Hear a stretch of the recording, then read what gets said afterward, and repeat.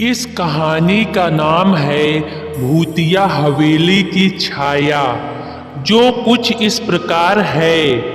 उत्तर प्रदेश के एक छोटे से गांव रतनपुर के बाहर एक पुरानी टूटी फूटी हवेली खड़ी थी, सिंह हवेली। गांव वाले उसे भूतिया हवेली कहते थे। कहते हैं वहाँ रात में अजीब सी चीखें सुनाई देती हैं और कई लोग जो अंदर गए कभी लौट कर नहीं आए। राहुल एक युवा पत्रकार अपने चैनल के लिए सच्ची भूतिया जगहों पर स्टोरीज बनाता था। उसे जब रतनपुर की हवेली के बारे में पता चला तो वो तुरंत वहां जाने को तैयार हो गया।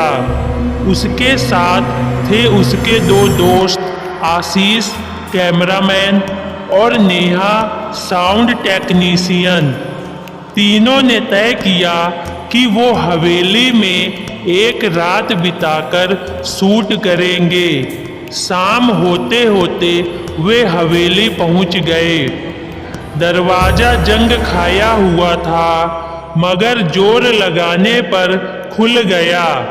अंदर सब कुछ सड़ चुका था। दीवारों पर सीलन, टूटी हुई खिड़कियां और हर कोने में जाले।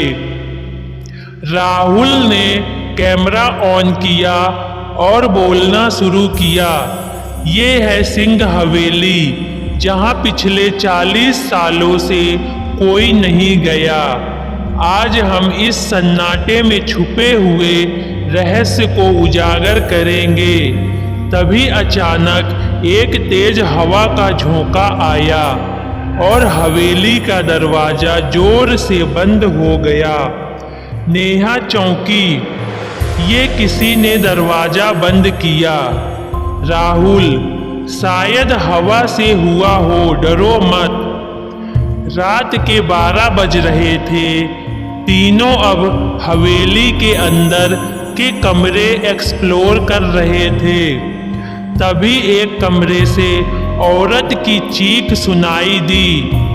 कैमरा तेजी से उस ओर घूमा, लेकिन वहां कुछ नहीं था, सिर्फ एक पुराना झूला जो अपने आप हिल रहा था।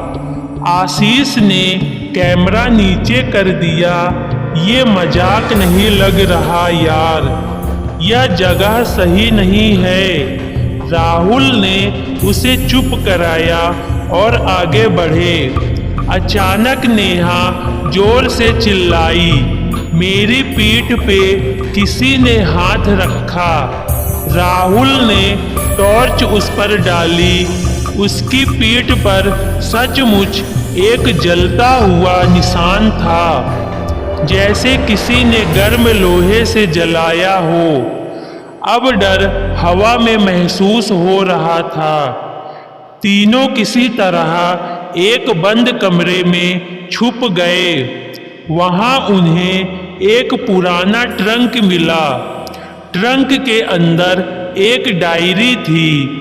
हवेली के आखिरी मालिक ठाकुर प्रताप सिंह की। मेरी बेटी चंपा को मैंने हवेली के नीचे बने तह खाने में जिंदा दफना दिया था, क्योंकि वो एक दलित लड़के से प्यार करती थी। उसकी आत्मा अब इस हवेली में भटकती है। हर अमावस्या की रात वो बाहर निकलती है। राहुल को झटका लगा। उसने तुरंत तह खाने का रास्ता खोजा। फर्श पर एक पुराना ढक्कन था। आशीष बोला, तू पागल हो गया है क्या? अब नीचे जाएगा? लेकिन राहुल नीचे उतर गया और दोनों दोस्त भी डरते डरते उसके पीछे। तह खाने में घुप अंधेरा था। दीवारों पर खून के निशान थे और हर तरफ बदबू फैली थी। तभी सामने एक लड़की की परछाई दिखी। लाल साड़ी में, खुले बाल, लाल आंखें, वो चंपा थी। उसने कहा, क्यों आए हो मेरी शांति भंग करने? तुम भी उसी ठाकुर की औलाद हो क्या? राहुल कांप गया, बोला, नहीं, हम सच सामने लाने आए हैं, तुम्हें न्याय दिलाने।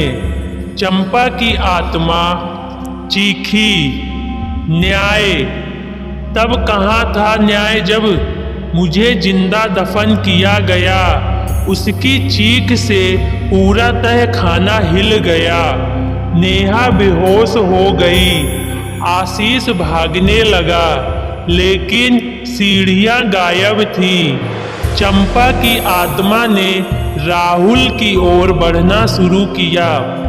राहुल ने चंपा की डायरी उसके सामने रख दी और बोला, ये डायरी अब पूरी दुनिया देखेगी, तुम्हारी कहानी सब जानेंगे। चंपा कुछ पल चुप रही, फिर बोली, अगर तुम वादा करो कि मेरी राख गंगा में विसर्जित करोगे तो मैं तुम्हें जाने दूंगी। राहुल ने वादा किया। अगली सुबह गांव के लोग हवेली के बाहर जमा थे। हवेली के दरवाजे खुले थे और तीनों बाहर निकले। राहुल के हाथ में चंपा की राख थी। तीनों ने गंगा घाट पर जाकर चंपा की राख विसर्जित की। कैमरा बंद हुआ, मगर राहुल के कैमरे में आखिरी फुटेज कुछ और दिखा। चंपा की परछाई पानी में मुस्कुराते हुए। तो दोस्तों, कैसी लगी आपको हमारी यह कहानी? प्लीज़ कमेंट बॉक्स में अपनी राय जरूर देना, और अगर पसंद आई तो चैनल को लाइक सब्सक्राइब भी कर लेना। फिर मिलते हैं फ्रेंड्स ऐसी ही एक हॉरर स्टोरी के साथ नेक्स्ट वीडियो में। Thank you.